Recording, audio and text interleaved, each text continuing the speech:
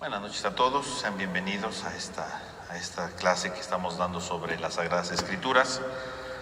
Vamos a continuar nuestra reflexión sobre los libros que van componiendo la Sagrada Escritura. La vez pasada estábamos empezando a hablar sobre el libro del Génesis, que es el primer libro que aparece dentro de la Escritura, el libro del Génesis. Y este libro del Génesis nos invita entonces precisamente a contemplar, en primer lugar, en su primera etapa, lo que llamaríamos los orígenes, es decir, el origen no solamente en el sentido de cómo se creó el mundo, sino el origen del hombre, es decir, quién es el hombre, cuáles son las raíces del hombre, cuál es el sentido de la vida del hombre, ¿no? Los orígenes, que serían del primer capítulo hasta el capítulo 11.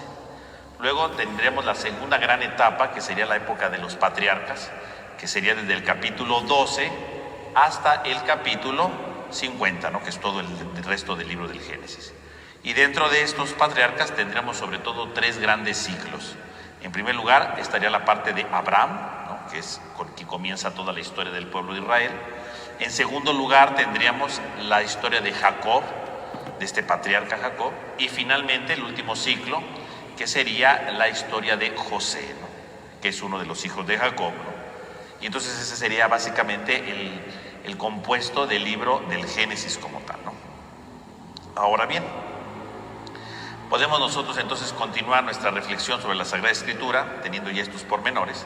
Y veíamos la vez pasada, el viernes pasado, estábamos nosotros analizando precisamente el tema de los orígenes, ¿verdad? Los orígenes, es decir, cómo se ha originado todo, y hablábamos sobre los relatos de la creación. Decíamos que en la Biblia, en el libro del Génesis, tenemos dos relatos de la creación. Por un lado tenemos el relato del capítulo 1, que decíamos que era más nuevo, hacia el siglo VI aproximadamente, y el del capítulo 2, que era más antiguo, ¿no? Hacia el siglo X antes de Cristo. Entonces decíamos que eran sobre todo dos relatos en dos épocas distintas, y analizábamos de manera general esos relatos de la creación. Entonces el día de hoy vamos a terminar lo que llamaríamos los relatos de los orígenes, haciendo una pequeña reflexión sobre los siguientes capítulos y los siguientes episodios, que sobre todo tratan de reflexionar sobre el problema del mal. ¿Cómo es que el mal ha entrado a formar parte en la vida del hombre? ¿Cómo es que el mal, verdad, se va introduciendo dentro de la vida del hombre? No, se acabó la cosa.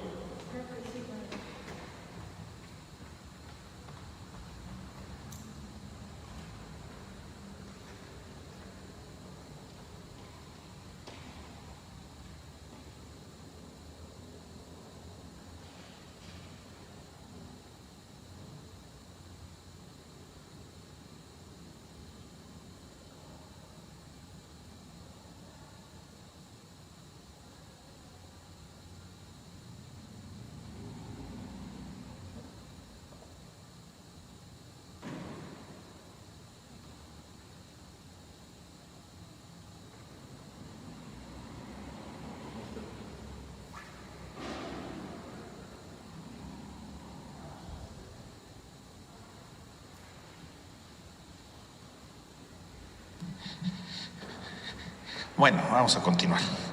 Entonces aquí tendríamos nosotros, ¿verdad? Precisamente en estos capítulos, desde el 3 hasta el 11, tendríamos nosotros básicamente toda la historia que implicaría justamente ver el desarrollo del mal, ¿no? Cómo se va desarrollando el problema del mal dentro de las Sagradas Escrituras, ¿no?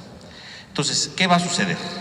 Entonces vamos a encontrar nosotros en el capítulo 3 del Génesis, en el capítulo 3, nos va a hablar precisamente de cómo va a empezar la historia del mal en el hombre, ¿no? Cómo es que va a empezar ese problema del mal, cómo es que va a empezar esa realidad en nuestra vida, ¿no? Y entonces podemos nosotros leer en el libro del Génesis, en el capítulo 3, cómo va a comenzar todo, ¿no? Y entonces dice el libro del Génesis, ¿no? En el capítulo 3, dice, la serpiente era el más astuto de todos los animales del campo que Yahvé Dios había hecho, y dijo a la mujer: ¿cómo es que Dios les ha dicho que no coman de ninguno de los árboles del jardín? Respondió la mujer a la serpiente: podemos comer del fruto de los árboles del jardín, pero del fruto del árbol que está en el centro del jardín ha dicho Dios: no coman de él ni lo toquen, so pena de muerte.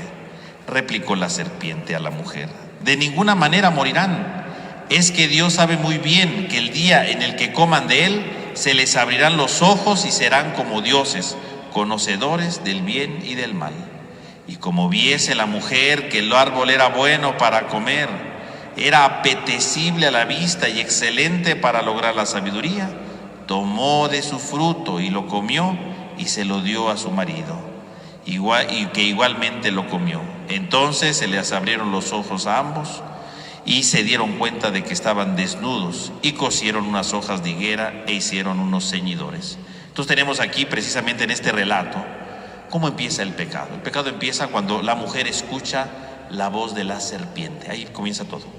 El mal entra en la vida del hombre cuando el hombre deja de escuchar a Dios, cuando el hombre deja de escuchar precisamente la voz de su creador. Ahí comienza el mal. El problema del pecado es precisamente un problema de escucha.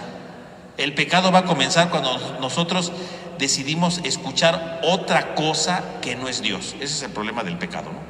Porque a veces decimos, es que el pecado de Adán y Eva fue que desobedecieron a Dios. Bueno, sí desobedecieron a Dios, pero ¿por qué lo desobedecieron?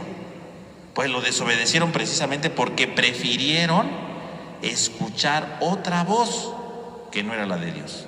Ese es el problema, ¿no?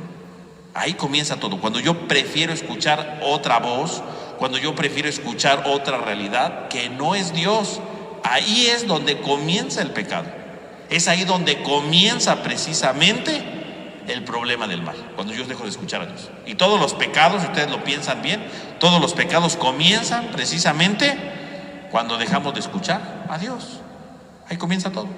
Porque escuchar a Dios significa escuchar el amor, implica escuchar la misericordia, implica escuchar la capacidad de ser solidario, no la capacidad de compartir. Pero cuando yo dejo de escuchar esa voz, pues empiezo a escuchar la voz del egoísmo, empiezo a escuchar la voz del engaño, empiezo a escuchar la voz de la injusticia. Escucho otras voces que están representadas por la serpiente. Y conste que el libro del Génesis dice que la serpiente, era el más astuto de todos los animales del campo. O sea, es que Dios había creado. Es decir, la serpiente es una criatura. Aquí en este capítulo del Génesis no dice que era el diablo, ¿no? Eso ya posteriormente, esta idea de que la serpiente es el diablo, sí aparece en la Biblia, ¿no? Sobre todo en el libro de la sabiduría que se escribió hacia el año 50 antes de Cristo. Bueno, ahí aparece eso. Pero aquí estamos en el siglo X antes de Cristo. No dice que era el diablo, es una criatura. Y entonces el autor está diciendo, tú cometes un pecado, tú dejas que el mal entre en tu vida cuando prefieres escuchar a una criatura en lugar de escuchar a tu creador. Ahí es donde comienza el mal. Ahí es donde comienza tu lejanía de Dios. Es ahí cuando tú empiezas a lastimar a los demás, cuando prefieres escuchar otra voz que no es la voz de Dios. Ahí comienza todo el problema, ¿no? Ahí empieza toda la dificultad, ¿no? Cuando dejas de escuchar la voz de Dios. Ese es el problema de todo. Entonces el autor ya está poniendo las bases de todo, ¿no? ¿Por qué va a entrar el pecado en el mundo? Porque queremos escuchar una voz que no es la de Dios. Queremos escuchar una voz que no viene de Dios. Queremos escuchar otra voz que no nos ayuda. Ahí está el problema verdadero, ¿no? Cuando no queremos escuchar la voz de Dios, ¿no? Ahí está la dificultad, ¿no? Ahí está la problemática de la vida, ¿no?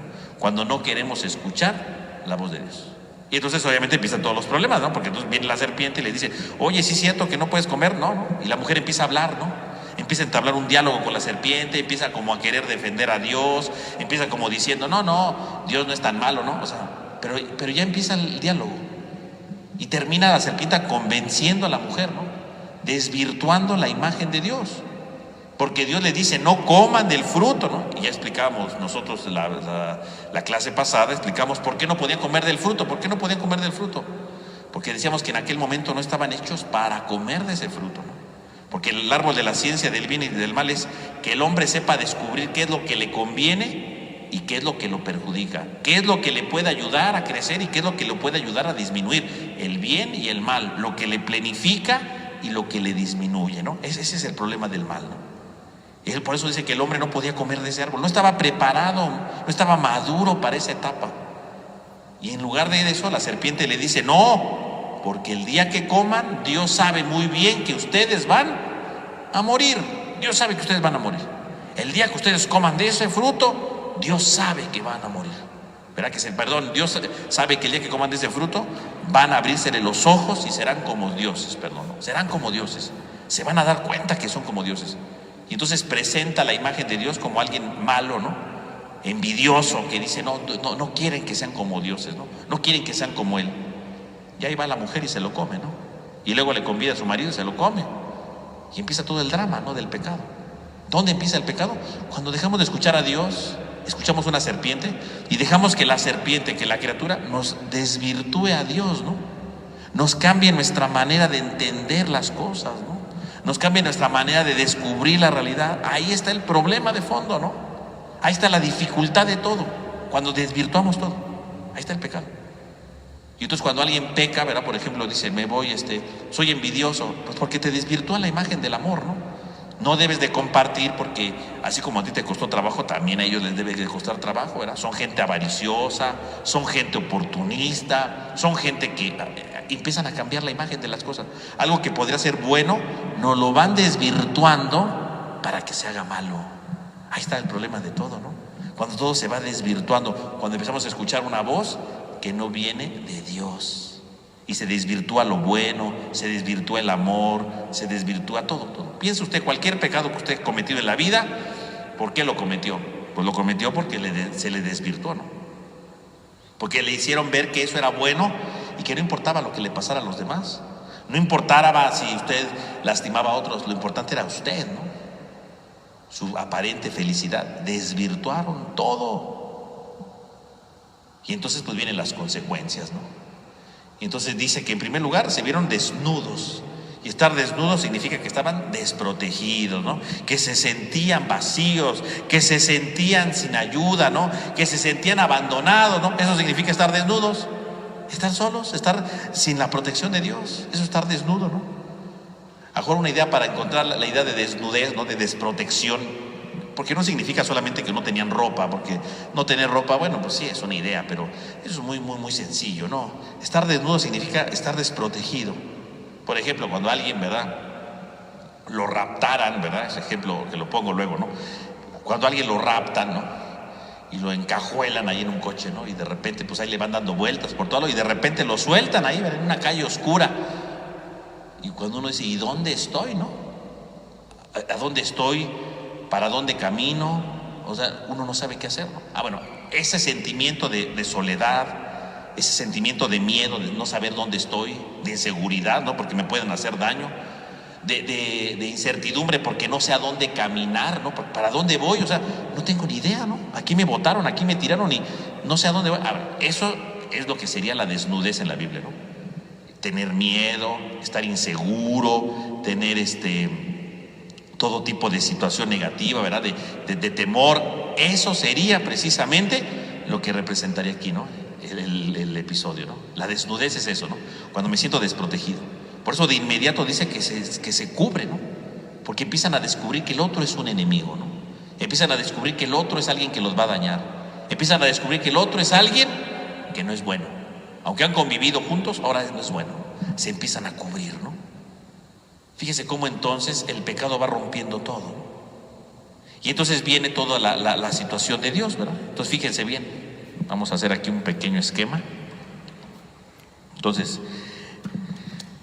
en primer lugar, el hombre se siente solo, se siente desprotegido, se siente amenazado, ¿verdad? Y entonces podemos ver que en primer lugar, el pecado rompe la relación con uno mismo, ¿no? Con uno mismo. Bueno, voy a borrarlo, mejor más para acá. Con uno mismo, ¿no? Pero no solamente rompe la relación con uno mismo, sino que viene otro problema. Porque dice el libro del Génesis, ¿verdad? Si ustedes lo siguen leyendo, dice que escucharon las pisadas de Dios y se escondieron. Entonces, quiere decir que el pecado no solamente rompe la relación con uno mismo, sino que también el pecado rompe la relación con Dios. Porque el pecado hace que yo me aparte, que yo me separe de Dios, ¿no? El pecado rompe la relación con Dios. Y entonces hay una relación, yo me siento mal conmigo mismo, me siento desnudo. Hay una relación de miedo con Dios. Se supondría que si Dios me creó, pues siempre estoy contento con Dios, ¿no? Siempre estoy unido con Dios, siempre estoy relacionado con Dios. Ahora no, ahora me siento con miedo. Me siento abandonado, ¿verdad? Entonces hay una ruptura con Dios. Me siento distante de Dios. Dios se vuelve un enemigo. Me tengo que esconder. Y cuando Dios llega, ¿verdad? Y pregunta, a ver, ¿dónde estás? ¿No? ¿A dónde andas? El hombre le pregunta, pues es que estaba desnudo y tuve miedo, ¿no? Y entonces Dios le pregunta, ¿y quién te hizo ver que estaba desnudo, no? ¿Quién te hizo sentir este miedo, no? ¿Quién te hizo sentir esta desprotección? ¿Quién te hizo sentir esta incertidumbre? ¿Quién te hizo ver que estaba desnudo? Entonces, ¿qué dice? La mujer que tú me diste. La mujer que tú me diste. Y entonces se rompe totalmente la relación con el otro, ¿no? Se rompe la relación con el otro. Con el otro, ¿no? Hay una ruptura de relación con el otro. La mujer que tú me diste. Y bueno, aquí esta frase, la mujer que tú me diste, pues es una cosa muy dura, ¿no? Porque la mujer que tú me diste está diciendo, por un lado, ¿de quién es la culpa? No es mía, la culpa es de la mujer, ¿no? Pero no solamente es de la mujer, también es culpa de Dios, ¿no? Porque dice, la mujer que tú me diste. O sea, le está echando la culpa a Dios. Si no me hubieras dado una mujer, pues no hubiera pasado nada. Pero ¿para qué me la das, no? O sea, Dios es el culpable de todo, ¿no? O sea, entonces el hombre ahí reconoce, verá, quiere hacer ver que él es inocente, que si él se siente desnudo, que si él se siente desprotegido, no es culpa de él, es culpa de la mujer porque la mujer le dio el fruto, y es culpa de Dios porque Dios le dio a la mujer. Si no le hubiera dado a la mujer, pues no hubiera habido pecado, ¿no? O sea, como diciendo, yo aquí me lavo las manos, yo no tengo ningún problema, yo no tengo ninguna dificultad, aquí el único culpable es la mujer y Dios, yo soy inocente, ¿no? Una ruptura entonces con Dios y con el otro, ¿no? Ahí está igual, ¿no? Entonces Dios le pregunta a la mujer, ¿verdad? Bueno, ¿y por qué comiste, no? Y dice, la serpiente me engañó y comí. Y entonces viene, ¿verdad? El de reconocer, la serpiente fue. O sea, tampoco la mujer reconoce su error, no dice, yo quise comérmelo, me convencieron y me gustó la idea. No, la serpiente, ¿no? Y curiosamente, cuando ya le preguntó al hombre, ya le preguntó a la mujer, cuando llega a la serpiente no le pregunta nada. Nunca le dice a la serpiente, a ver, ¿por qué le diste? ¿Por qué le dijiste? No, a la serpiente no le pregunta nada. ¿Por qué no le pregunta nada a Dios? Pues porque la serpiente es una criatura, porque la serpiente se supone que está al servicio del hombre. La serpiente no tiene por qué ser interrogada, porque la serpiente no tendría que haber tenido ningún papel en esta historia. Por eso de inmediato voltea a Dios y le dice, pues por haber hecho esto, te arrastrarás sobre tu vientre, ¿no? Y comerás polvo. Dios en ningún momento la interroga. Dios en ningún momento le dice, a ver, ¿verdad?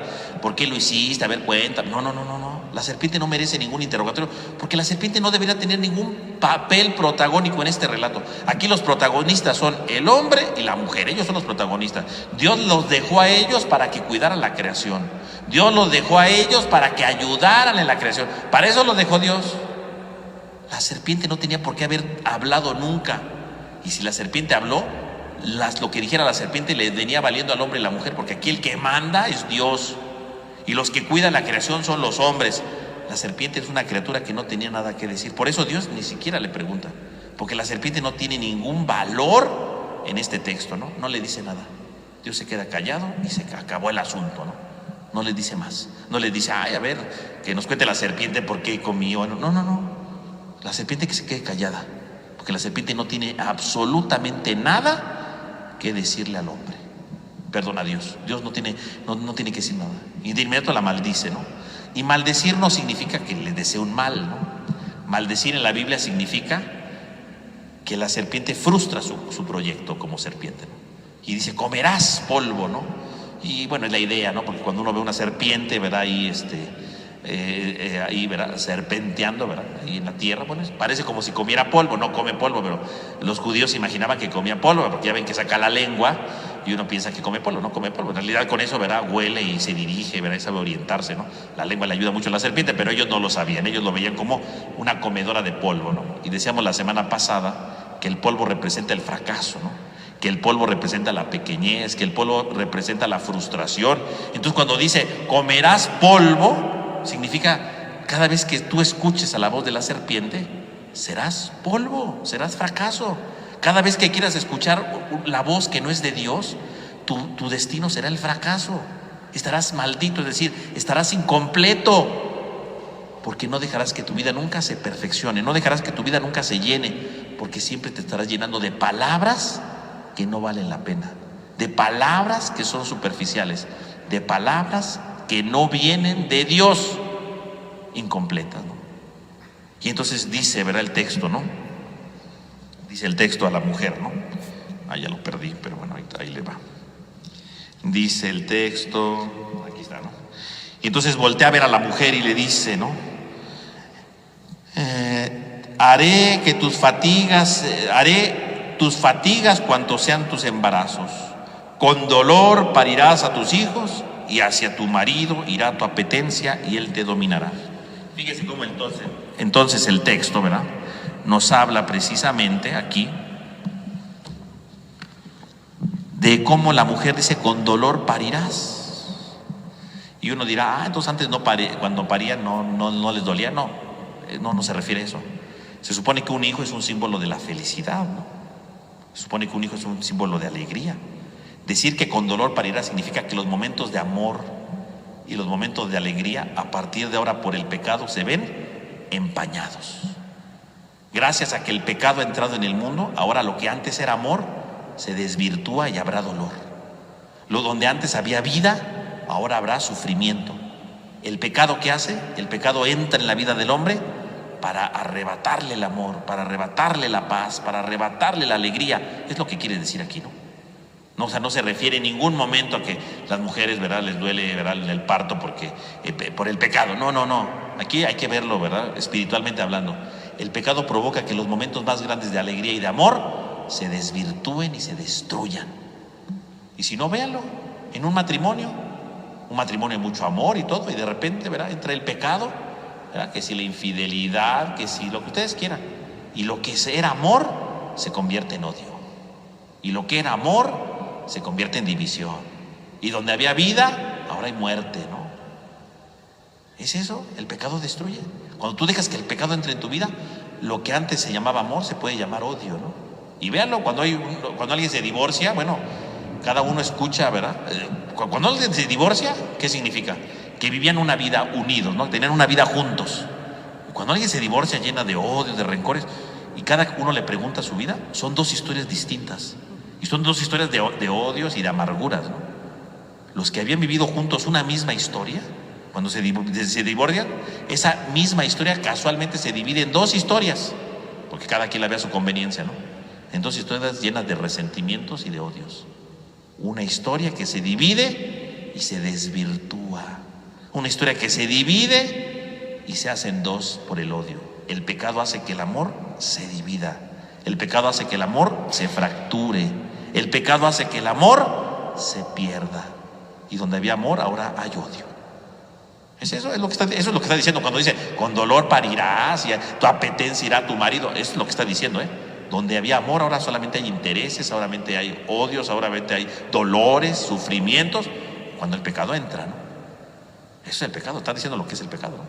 Y al hombre le dice, pues por haber escuchado la voz de tu mujer. Esto es muy importante, ¿no? Porque Dios le dice al hombre, por haber escuchado la voz de tu mujer. Porque el hombre no escuchó la voz de la serpiente.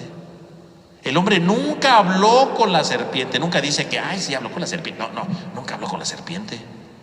¿Por qué se comió el hombre el fruto? Pues se lo comió porque la mujer se lo dio. Y dice el texto, ¿verdad? Lo leíamos ahorita, ¿no? La mujer agarró, le dio a su marido y se lo comió. Nunca dice que el marido le preguntó de dónde viene este fruto, por qué lo hiciste. No, el marido nada. Se lo dieron y como va, ¿no? Se lo comió. Y entonces Dios dice, por haber escuchado la voz de tu mujer, o sea, por no haber pensado. O sea, si la mujer tiene su pecado por escuchar a la serpiente, pero por lo menos la mujer peleó, ¿no? Debatió con la serpiente, le daba razones, ¿no? El hombre ni siquiera debatió, ni siquiera pensó, no, nada, cómetelo, pues me lo como. O sea, el hombre ni siquiera pensó, eso es un pecado peor, ¿eh? Cuando yo hago las cosas sin pensarlas, ¿no? La mujer por lo menos pecó, pero pensó algo, ¿no? Medio se defendió mal, pero pensó. El hombre ni siquiera pensó, no dijo nada. El hombre solamente se quedó con lo que le dio la mujer y órale, vénganos tu reino, ya, se acabó el problema. Ese es el peor pecado, ¿no? Cuando no somos capaces ni siquiera de pensar lo que estamos haciendo. Ahí está el pecado. Cuando yo hago las cosas sin pensar, vamos a hacer esto, bueno, pero ni siquiera sabías por qué, no pensaste en las consecuencias, no pensaste si convenía o no, nada. Tú ahí dijeras, es que al final me convencieron. No, ni te convencieron porque lo hiciste porque te dijeron, ahí cómo vas, ¿no? Bueno, pues ese es el peor pecado que puede existir, cuando la persona deja de pensar en las cosas que le están diciendo, las hace por inercia. Eso es el peor, ¿no? Pues por haber hecho esto, ¿verdad? Dice, con dolor, ¿verdad? Con fatigas, ¿verdad? Trabajarás la tierra y la tierra te dará, dice, espinas y abrojos. Y entonces ahora vemos que hay un cuarto nivel, ¿verdad? Entonces primero se rompe la relación con uno mismo, la relación con Dios, la relación con el otro, pero no solamente eso, también se rompe la relación con la creación. Con la creación. La relación con la creación se rompe.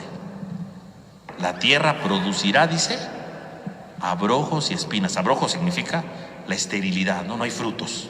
Y las espinas representan el dolor. La tierra te va a dar dolor, sufrimiento, ¿no? Trabajarás, dice, con el sudor de tu frente, ¿no? O sea, va a haber un cansancio y no vas a alcanzar la vida, la felicidad total.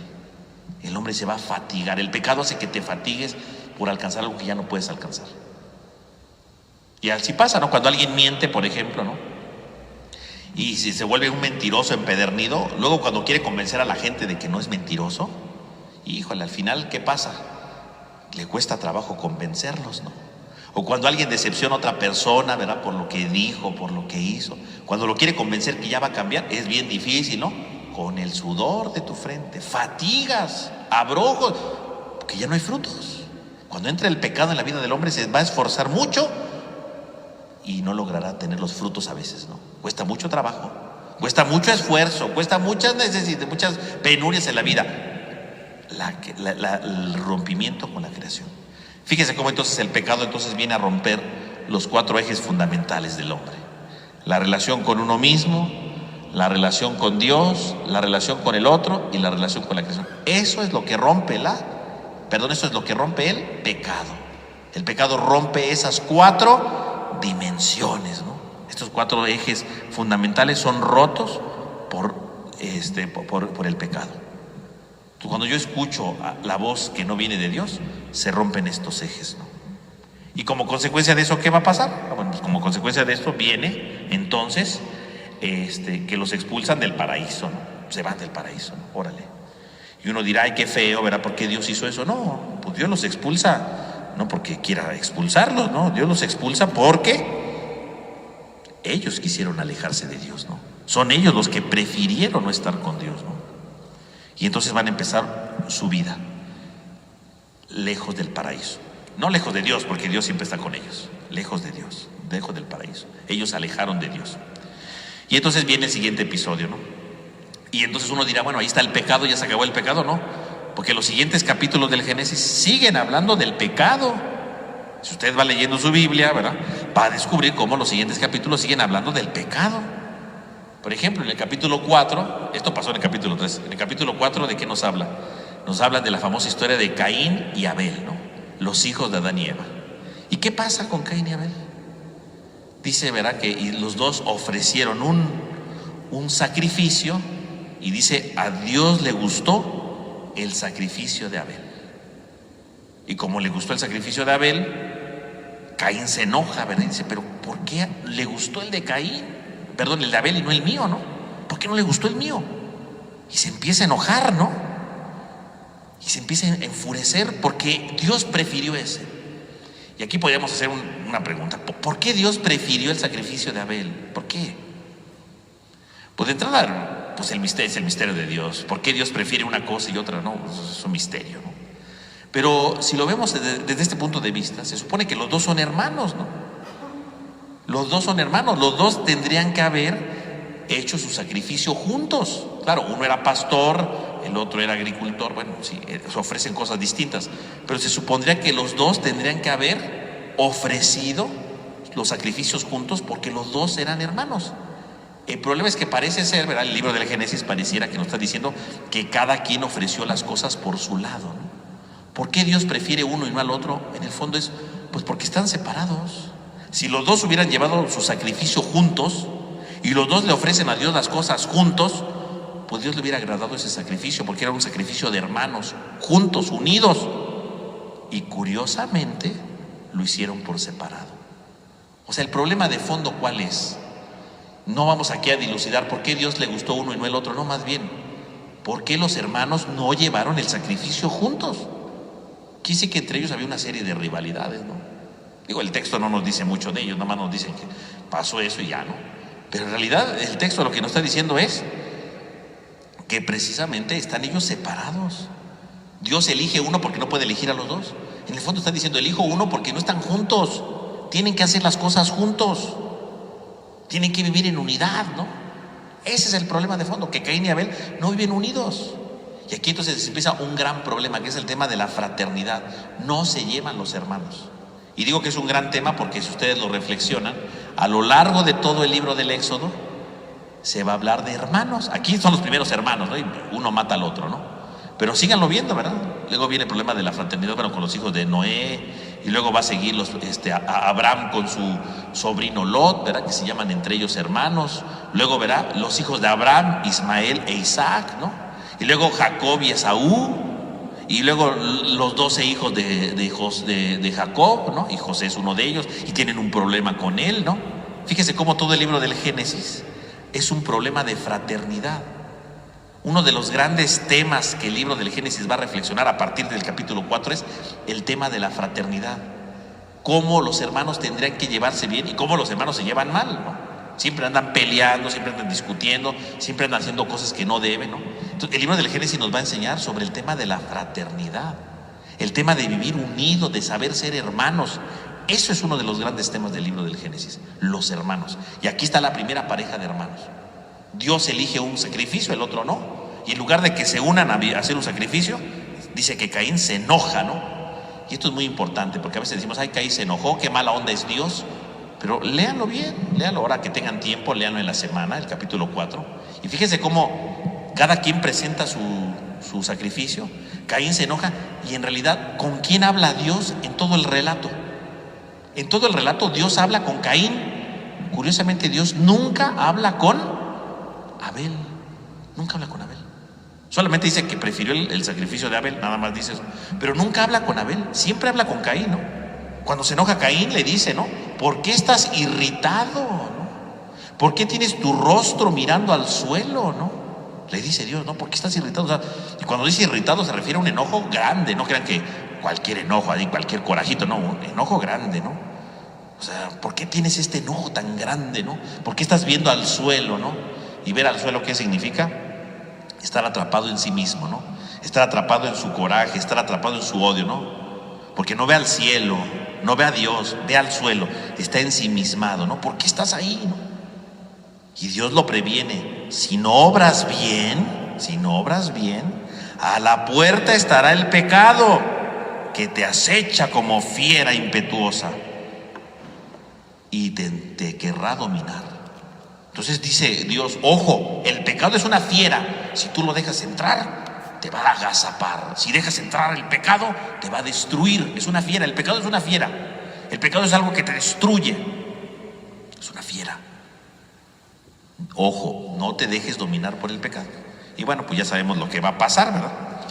Caín se invita a su hermano al campo, ¿verdad? Dice, vamos al campo, ¿verdad? Y ahí en el campo lo mata. Que bueno, dice que lo mata, ¿verdad? Con una quijada de burro. Eso no viene en la Biblia. Eso de la quijada, quién sabe quién lo sacó. Eso no viene en la Biblia. Simplemente dice que lo mata, ¿no? Y entonces Dios le pregunta, ¿dónde está tu hermano, no? Y dice, yo no soy el guardián de mi hermano. Y entonces es cuando Dios le dice, no, es que la tierra clama la sangre de tu hermano. O sea, cuando Caín dice, yo no soy el guardián de mi hermano, está diciendo, no me importa mi hermano. No me interesa lo que pase con él. No me importa lo que sufra mi hermano. No me interesa. Y Dios le dice, es que te debe de importar porque tu misión en este mundo es cuidar a tu hermano. Y entonces, en el fondo, no solamente Caín, todos. ¿Cuál es nuestra misión? Ser el guardián de nuestros hermanos. Es parte de nuestra identidad. Fuimos creados para ser hermanos, puede ser sí de familia, carnales, ¿no? Pero puede ser hermanos en el sentido de compañeros, de amigos, ¿no? Yo soy el guardián de mi hermano. Yo estoy para ayudar y custodiar la vida de mi hermano. Cuando yo dejo de custodiar la vida de mi hermano, estoy violentando a Dios y no estoy haciendo lo que me toca. Cuando alguien, por ejemplo, le roba a alguien, ¿verdad? Lo asalta y lo mata para quitarle un celular, está haciendo el mismo pecado, ¿eh? Porque está diciendo, no soy el guardián de mi hermano, ¿no? Porque un celular resulta ser más importante, más valioso que la vida de mi hermano. Estoy violando el mandato del ser custodio del hermano. Fuimos creados para ser custodios de nuestro hermano. Cuando yo destruyo la vida de alguien, estoy violentando esta ley, ¿eh? A veces se nos pasa este pasaje y nada más decimos, ay, Caín mató a Abel y ya. No, pero lo importante del relato es, todos somos hermanos y todos estamos para cuidarnos entre nosotros, no para lastimarnos, no para herirnos, no para quitarle la vida al otro, no para desprestigiarlo, no para aprovecharme. Estoy aquí para custodiar la vida de mi hermano, para cuidarla. Esa es la misión. Ahí está el problema de fondo, ¿no? Y entonces pues viene todo el problema, ¿no? Entonces dice el libro del Génesis que bueno, pues entonces la violencia va creciendo, ¿no? Va haciéndose cada vez más fuerte, ¿no? Y bueno, si ustedes leen el libro del Génesis, el final del capítulo 4 y el capítulo 5 nos habla de la genealogía, ¿verdad? Cómo va aumentando el mal en el mundo, ¿no? Cómo va aumentando el mal. Y el mal va aumentando de tal manera que entonces va a llegar, después ya hacia el capítulo 6, ¿verdad? Va a llegar el tema del diluvio, que es un relato larguísimo, ¿no? Desde el capítulo 6 hasta el capítulo 9, ¿verdad? Más o menos, va abordando el tema del diluvio. ¿Pero qué es el diluvio? ¿Qué tendremos que entender por el diluvio? Porque a veces el diluvio nos imaginamos que es pues una lluvia fuerte nada más, pero no, hay que pensar en el diluvio como lo veían los antiguos, ¿no? ¿Cómo eran los antiguos? Entonces vamos a hacer el dibujo, que la otra vez creo que lo hice, no me acuerdo, pero si no, ahorita lo vamos a hacer. Entonces, decíamos la vez pasada, sí creo que sí lo habíamos dicho, ¿no? Que cuando Dios creó, separa las aguas, ¿no? Porque la idea es que todo está lleno de agua, ¿no? Todo está lleno de agua. Entonces, Dios cuando crea todo, Dios separa las aguas, ¿no? Las aguas de arriba, que es el cielo, las aguas de abajo, que son el mar, los ríos, las lagunas, ¿no? Entonces divide las aguas. Entonces, si ustedes se dan cuenta, Dios pone como una especie, decíamos, de campana, ¿verdad? Y entonces todo esto está lleno de agua, ¿no? Todo esto es agua. Por eso se supone que el cielo es azul, ¿no? Porque es el agua del cielo, ¿no? Así lo imaginaban ellos. Hoy día, bueno, ya tenemos otras ideas, ¿no? Entonces aquí estarían las montañas, ¿no? Aquí está toda la onda, aquí está la otra agua. ¿Qué sería el diluvio? El diluvio significaría que Dios abre todas las compuertas de aquí y entonces toda el agua que estaba aquí fuera de esta campana, toda el agua empieza a entrar, ¿no? Toda el agua. Entonces el diluvio significaría que es toda una... No, o sea, no solamente es que sube el nivel del agua, no, como hoy día, no. El diluvio es que las aguas de arriba se juntan con las de abajo. Entonces, ¿qué es lo que existe nada más? Lo único que existe es pura agua. El arca de Noé, siendo objetivos, no es un barco que va encima del agua. En realidad, el arca de Noé sería como una especie como de submarino, ¿verdad? Que está rodeado de agua siempre, ¿no? Así se lo imaginaban ellos. Yo sé que a lo mejor van a decir, eso es ilógico, ¿cómo un barco va a estar así? A ver, eso es obvio, ¿no? Pero ellos se lo imaginaban así, todo lleno de agua, un caos. Eso es el diluvio, un caos que destruye todo, ¿no? Un caos que inunda todo, un caos que arrasa con todo, ¿no? Eso es el diluvio. Y a eso se refiere aquí el texto, ¿no? El diluvio es, por lo tanto, entonces, un acontecimiento destructor que acaba con todo, que destruye todo. Ese es el diluvio, ¿no? Se juntan las aguas del cielo con las aguas de abajo. Ese es el diluvio. Pero si se junta todo, ¿qué queda de la creación? Pues no queda nada. ¿Qué queda de la creación? No, nada. Pues, si se juntan las aguas, es como regresar al principio de todo, ¿no? Cuando decía todo era caos y confusión, es regresar a los orígenes, es regresar antes de que Dios creara todo. Todo se destruye. El diluvio podría parecer a primera vista, viéndolo así, objetivamente, pues un fracaso de Dios. Es el fracaso de Dios, porque Dios hizo todo. Y el hombre con su pecado ha crecido de tal manera que destruye, ¿no? Que arrasa con todo, ¿no? Y entonces está el pecado, ¿no? El pecado que destruye todo y Dios parece fracasar, ¿no? Pero bueno, no fracasa, obviamente, no fracasa. Pero de primera mano es eso, ¿no? Entonces, ¿cómo podríamos entender nosotros el diluvio, ¿no? Entonces, el diluvio es esta unión de aguas, ¿no?, que destruyen todo, ¿no? Entonces, ¿qué sería el diluvio? Entonces, el diluvio no nada más hay que verlo como un acontecimiento del pasado, ¿no? El diluvio es algo que persiste hasta el día de hoy, ¿no? El diluvio es algo que continúa hasta el día de hoy, ¿no? Hoy puede existir el diluvio y no porque esté lloviendo, ¿no? No, porque hoy uno llueve y dice, ay, ¿cómo llueve? No, pero no, el diluvio no significa eso, ¿no? El diluvio es cuando la soberbia del hombre le gana, ¿no? Cuando el hombre sigue siendo soberbio, ¿no?, y sigue destruyendo cosas, ¿no? Cuando el hombre destruye sus proyectos, ¿no? Cuando el hombre humilla, cuando el hombre no respeta, cuando el hombre explota, cuando el hombre destruye, eso es el diluvio, ¿no? Todo se viene para abajo, ¿no?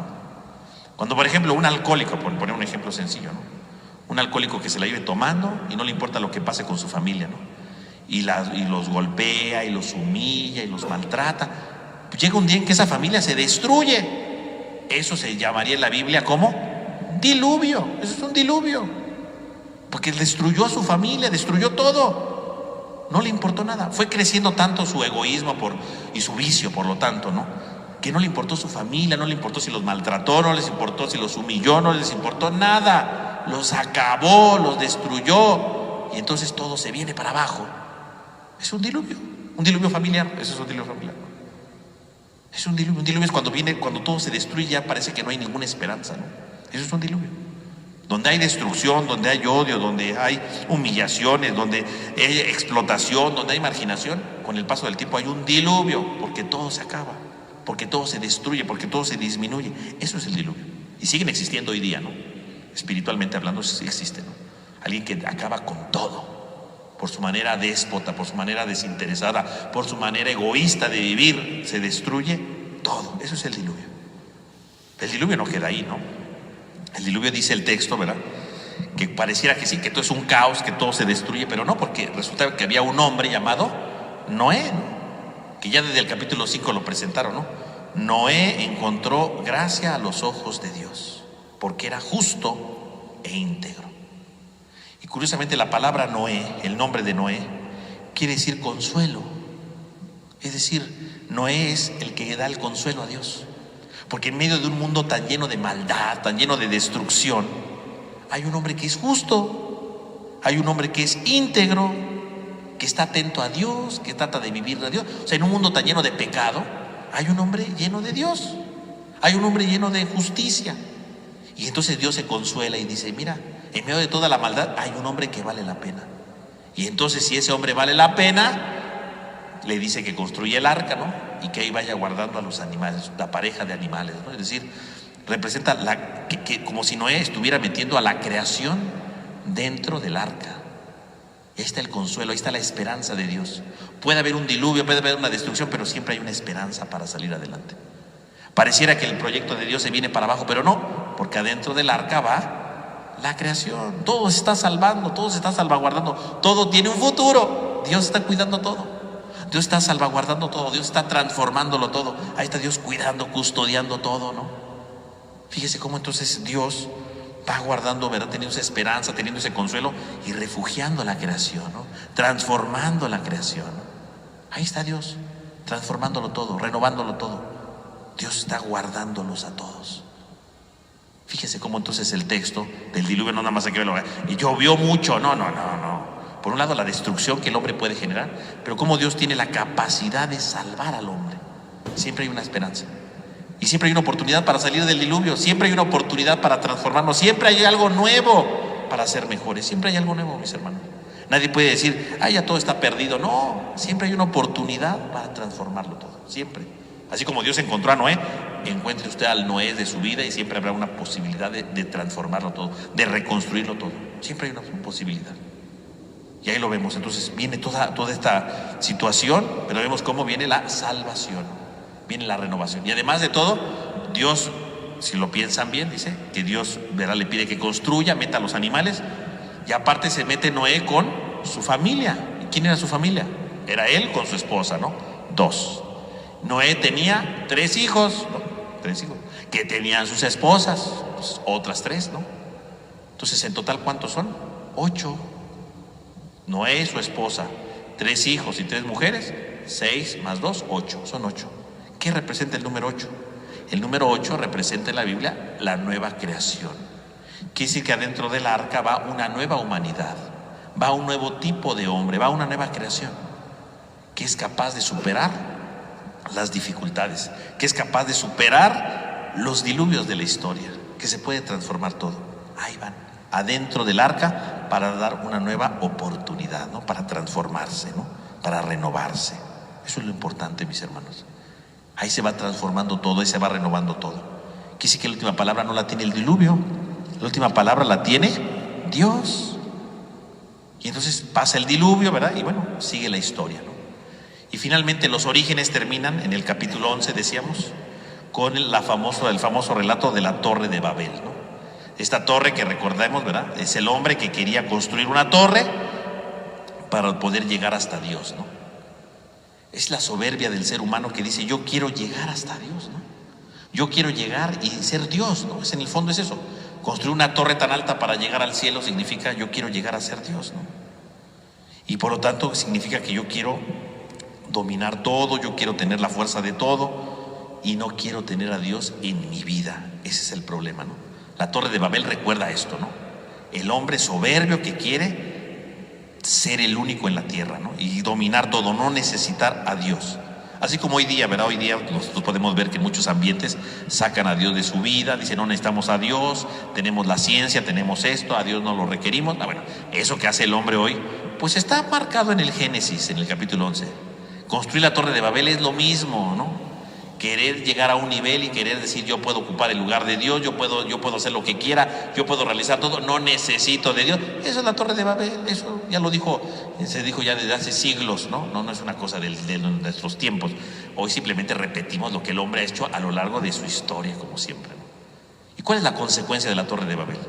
Pues que no terminan, ¿verdad?, de construirla, porque dice que Dios, dice el texto, ¿no?, que Dios vio eso y entonces confundió su lengua, ¿no? Dejaron de hablar la misma lengua.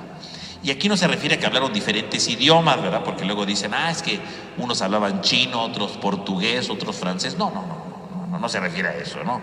No se refiere en ningún momento a eso, ¿no? Al contrario. O sea, porque para empezar, esos idiomas no existían en ese tiempo, ¿no? Eran otros idiomas que hoy día ya no existen, ¿no? Pero no se refiere a que hablaban diferentes idiomas, no. Diferentes lenguajes. O sea, diferentes maneras de expresarse. Porque cuando uno quiere llegar a ser como Dios, cuando uno quiere llegar y sentirse superior a los demás, con el paso del tiempo cada quien empieza a hablar su propio lenguaje, su propia conveniencia, lo que más le favorece, y deja de confiar en los demás también, ¿no? Y habla diferentes lenguajes, ¿no? Sí, porque yo puedo decir: yo quiero alcanzar esto, y si el otro dice: no, pero es que a mí no me conviene. A mí no me importa lo que te convenga, a mí me importa lo que yo quiera. Hablamos diferentes lenguajes, no hablamos de idiomas, ¿no? Podemos hablar el mismo idioma y diferentes lenguajes, ¿no? Como lo hemos dicho en algunas veces, ¿no? Un papá habla los dos, el papá y el hijo hablan español, ¿no? Pero el papá y el hijo no se entienden. ¿Por qué no se entienden si hablan los dos español? Pues porque hablan distintos lenguajes, ¿no? Cada quien ve para su beneficio, ¿no? El hijo quiere cumplir ciertas cosas y el papá no quiere que las cumpla porque no le gusta, porque no le favorece, porque no le conviene, yo qué sé. Pero cada quien habla su lenguaje, ¿no? Porque cada quien va viendo su propio interés. Los dos hablan español, pero no hablan el mismo lenguaje. Lo que pasa en la Torre de Babel, por lo tanto, no se refiere solamente a que hablaron diferentes idiomas, ¿no? Hablaban diferentes lenguajes porque cada quien empezó a ver su propia conveniencia y dejó de ver lo que al otro le importaba. Vean, el pecado va creciendo tanto que la conclusión del pecado que crece es que el hombre ni siquiera es capaz de relacionarse con los demás. Yo ya no puedo entrar en contacto con los demás. Yo ya no puedo relacionarme con los demás. Ese es el pecado. Fíjense, primero lo veíamos, ¿no? Los 4 ejes que se rompían, ¿no? Con Dios, conmigo mismo, con el otro y con la creación. Luego la muerte entre hermanos, ¿no? Se rompe la relación de hermanos. Luego la destrucción de la creación, ¿no? El diluvio. Y la conclusión del pecado, ¿cuál es? Que cada quien habla su propia lengua y no es capaz de comunicarse con los otros, no es capaz de entrar en contacto con los demás, no es capaz de entender al otro. Ese es el pecado, el culmen del pecado es eso. La Torre de Babel representa a aquellos que quieren ocupar un lugar superior y se olvidan, no solo de Dios, se olvidan de los demás, porque solamente ven su propia conveniencia, ¿no?